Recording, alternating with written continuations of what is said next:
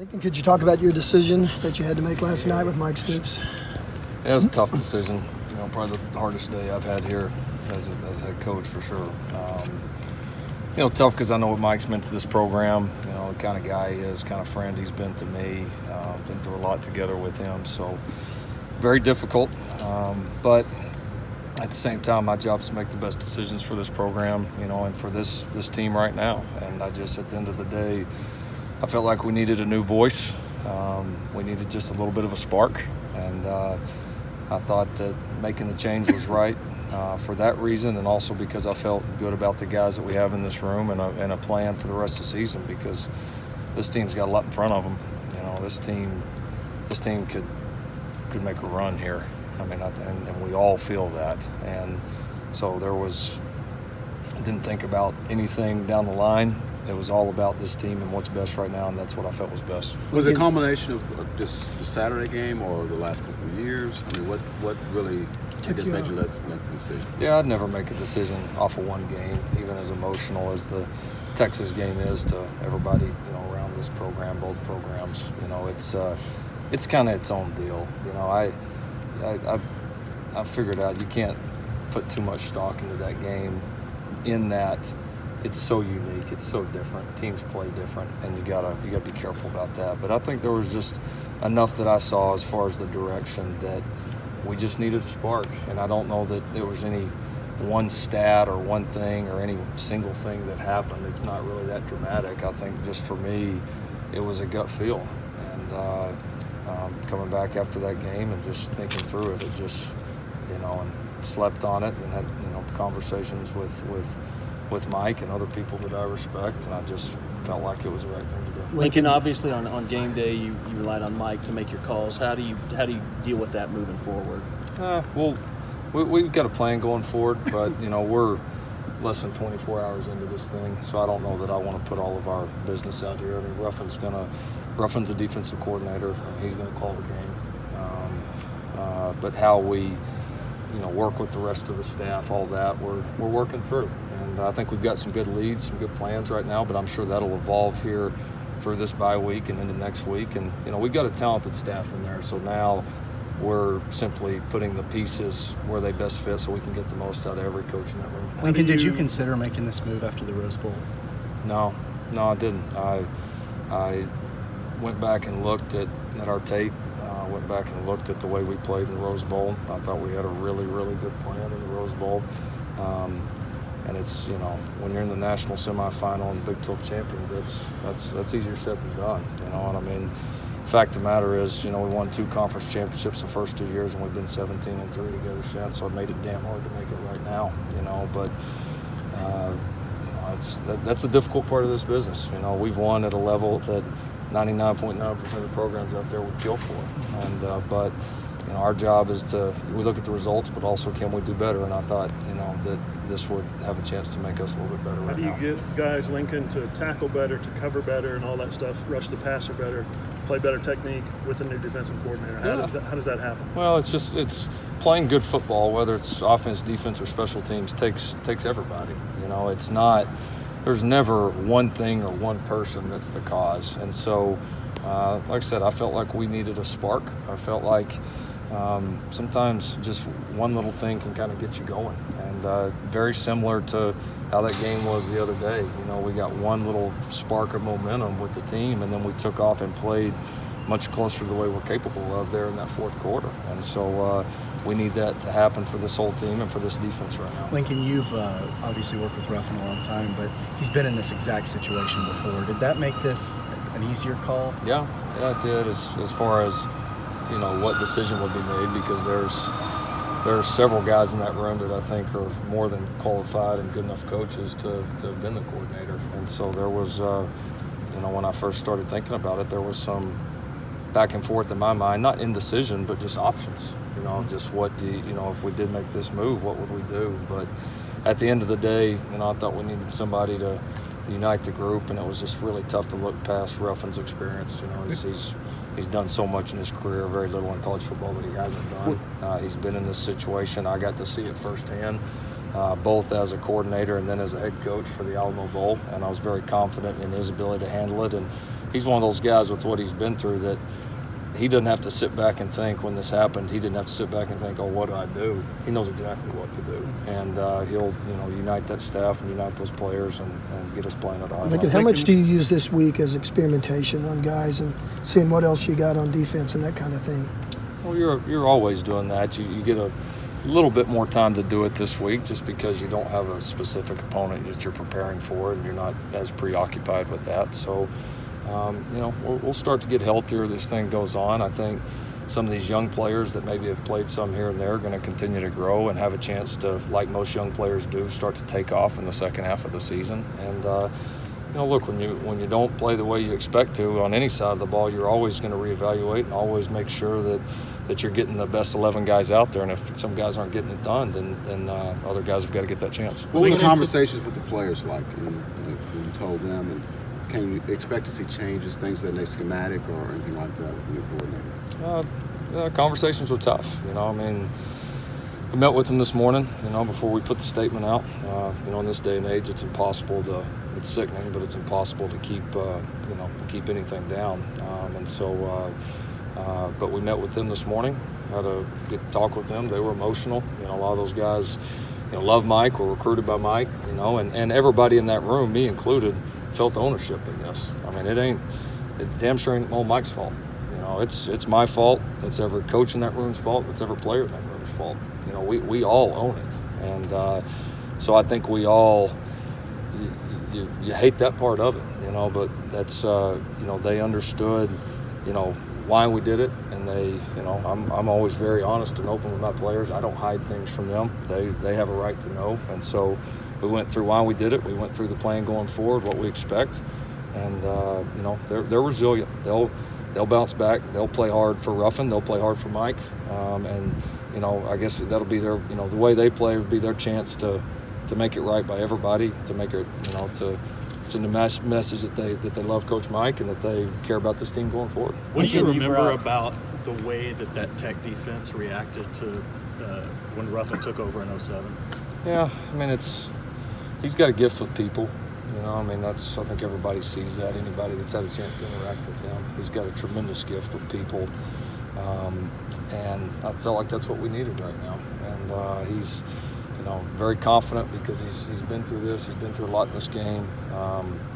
And so I just remember a very spirited group, group that had been beaten down a little bit that kind of came back and really, it changed our program there. We went from a perennial win 7, win 8, score a bunch of points, but this or that to a national championship contender, very quickly at Texas Tech. And Ruffin and that staff, those defensive players were a huge reason why. So, he's got the track record of being able to have success in a situation like this. Lincoln, you brought in Bob Diaco as an analyst. Can you talk about a little bit about what he brings and what you kind of learned about him as a coach? Yeah, I'm excited, for Bob and that opportunity. Not obviously never thought it would happen this way, but we knew we were bringing in a quality coach when he came in, and so lucky to have him on staff. Guy's again done a lot in his career, coordinated at major schools, had a ton of success. He's been a Burroughs Award winner, and he's had a chance now to get to know our kids, which I think in situations like this is important. So I think he'll be valuable. You look at that staff room right now. Tim Kish has been an interim head coach. Ruffin's been an interim head coach and an interim defensive coordinator. Diaco's got the experience he does. Kerry Cooks has the experience he does. Calvin Thibodeau's growth as a coach, I've been really proud of him. So we got a darn good room right there, and they'll find a way to make it work. Like the players were quick to jump on to social media and show support for Coach Stoops. What does that say about his relationship with those guys? Yeah, just what you hear on the outside is not always true. The people inside the walls know, and the players know, and so that reaction is not surprising to me. Maybe to some on the outside, but that tells you that people on the outside don't get it. Lincoln, I imagine when you met with Mike yesterday, there was a lot of you that thought that it's a business, cold as it is. This is part of it, and yet you had to juxtapose that against the fact that this has to be an emotional situation for me, given not just Mike but Bob and what he means to you. How was dealing with that juxtaposition? Tough. Tough. It's real, and that's as much as you want to take the human element out of it, we're all humans. So it was the fact that he's, that it's Bob's brother. Did that make it, harder in some ways? But more than that, just simply taking Bob out of it. Just my relationship with Mike and Mike's relationship with me. The run we've had here together. It's defensive and offensive coordinators can either be at each other's throats, because you're against each other the whole year, and then, trying to work together during the season, and it can either be really bad or really good. And with he and I, he was so good to me when I came in here, especially when we stunk on offense the first half of that first year, and I'll never forget that. We've had a great relationship. He's a great friend, and it was one of the toughest things I've ever had to do. How critical is it that you do have that open week, to kind of work things out, get guys acclimated? Yep. Yeah, it helps. I mean, it's gives us time to work through some of the kinks and kind of get organized and kind of get new staff, new pieces in place. You mentioned that his voice, you need a new voice. Why do you think Mike's voice wasn't being heard how it should be, and what happens when you lose that in a coach? Yeah, I don't know. It's lost. It just sometimes you just need a spark. I mean, in this game, it's kind of like I said earlier. It's so hard to make it all work. I mean, so many things, people have to come together, and one little thing here and there can throw it off. I mean, it's the margin between being good and great is so thin. The margin between winning and losing is remarkably thin. And so I don't think his voice was lost. I just felt like we needed a new spark and a new voice. So again, you've won 3 straight Big 12s. You've been in the national semifinals 2 out of the last 3 years. We're 17-3 together, and all 3 of the losses have been narrow, one-score games. So I mean, it's not lost, and it wasn't awful. It was just, for me right now, I thought it was the best decision. Can you describe, or there's been a lot of reports and some things on TV that we saw at halftime of the game, emotional outbursts, players upset. Oh yeah. At halftime of the game. Oh, that's nothing new. That's. I was going to say, you've been around college football a lot. Yeah. You've seen it, but you've never seen it in maybe that setting, the OU Texas setting, and you have to fire the defensive coordinator the next day. Was that unusual? Was that part of it? Oh, unusual? no. I've never had an OU Texas game where there wasn't an emotional outburst at halftime. I was one of them. So, I mean, that's college football. I've been in locker rooms when we've been up 35-0 and have emotional outbursts. That's reality inside the ropes as opposed to outside the ropes. You have to talk to the guys about that, though. No. Like Monday when you have the meeting about Mike, you have to tell them, look, we had some things happen. If I got guys that are too emotional or care too much, then I can deal with that problem. Lincoln, could you kind of just address, your dealings in a situation like this? Did you have to meet with President Gallagher? Did you have to meet with Joe Castillo? Did you all meet together? Or is this just something that you make on your own and you kind of tell those guys what you're going to do? I don't know how specific I want to get into that. I mean, it was my decision only. I mean, no, You weren't pressured into making any decisions. No. Oklahoma doesn't work like that. Other places do, and that's why they go up and down. In Oklahoma, the people that make the decisions are the people that should make the decisions, and that's why this place has been so good for so long. So absolutely not. Of course, you have bosses. I have people that I answer to, and I make them aware of big changes or anything going on in the program that we need to. And we have a great open communication system with our president and that office with Joe, of course, and his group. But no, this place wouldn't be like it is. You wouldn't see all them banners up over there if that's how this place was run. Lincoln, you guys, Mike clearly knows what he's doing. Oh, yeah. He's proven that. Yep. Why do you think when you evaluate what's been going on, why do you think it didn't work? It's a great question. There's a lot of factors there. Some of them are there some things that Mike could have done better? Sure. I mean, he'd be the first to admit that, and always has. There are things that I needed to do better. Yes. There's things that the players need to do better. Like I've said a lot of times, I think recruiting it's improved a lot. But when our talent, I think, base defensively is getting there, but it's not elite yet. But we're not far off that.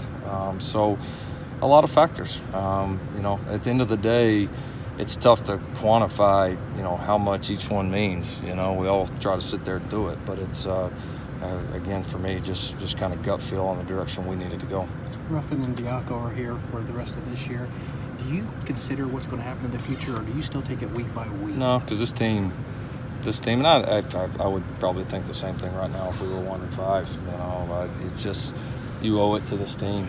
You know, you owe it to this team to try to do the very best that you can right now, and this team happens to have a chance to accomplish every single goal that we had at the beginning of the year, and I think is very capable of doing it. So, you know, that's we'll deal with next year when next year comes. You talked about needs a spark, but I wonder, is something missing in terms of, is it execution? Is there some intangible? Is there a confidence issue that you think you can address with this?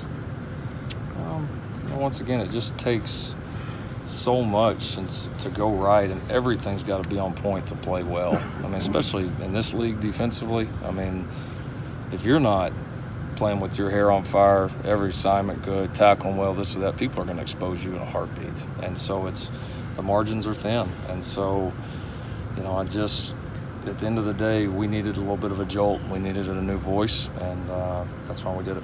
Lincoln, you talked about emotional outbursts. There's a report about Curtis Bolton perhaps leaving the stadium. Did that happen, or was that blown out of proportion? Can you address that? Yeah, blown out of proportion a little bit. It was, I think, after half, just emotional, and had to. Sometimes guys get emotional and have to just remove themselves from the situation a little bit. I mean, that's a heated game. It's a heated locker room. You know, Curtis has been a warrior for us all year. He's one of our emotional leaders, no question. Wears his heart on his sleeve, like some of our guys do, and so. But no, I think probably something that was blown out of proportion a little bit. Everybody seems to like Ruffin McNeil pretty much.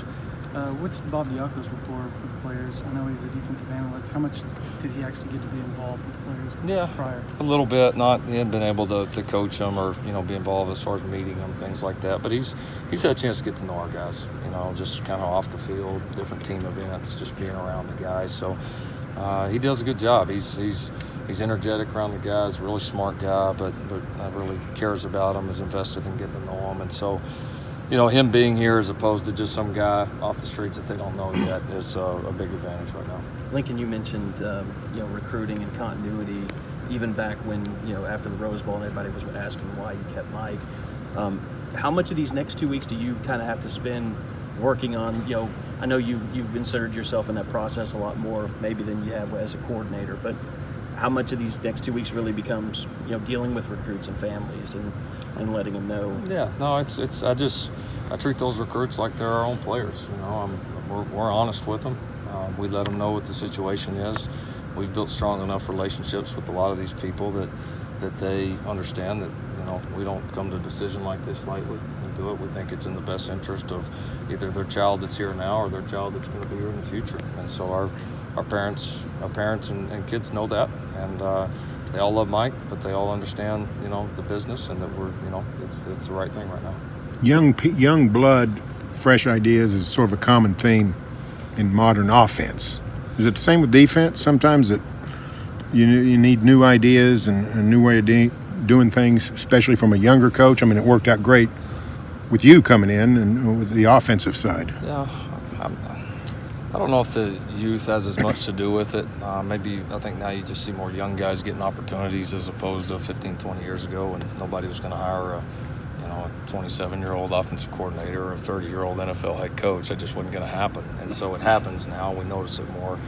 But I think, you know, new sometimes is better. You know, new, I say better, but new sometimes can give you that spark, you know, can give you that lift. And that's what we're counting on right now. Lincoln, you get a lot of attention here all the time. I realize that comes with being head coach at Oklahoma. But when you do something like what happened yesterday, do you expect that glare to somehow intensify, that everything really falls, if it wasn't already on you moving forward since you made the decision, you made the call? Like you said in the question, it's just part of being the head coach here, you know, and there's going to be a lot of great days. We've had a hell of a lot more really, really good days than tough days, but you're going to have tough days with this job. And, you know, I knew that coming in. Doesn't make it any easier, but that's part of the responsibility that I accept and I understand. Lincoln, thanks.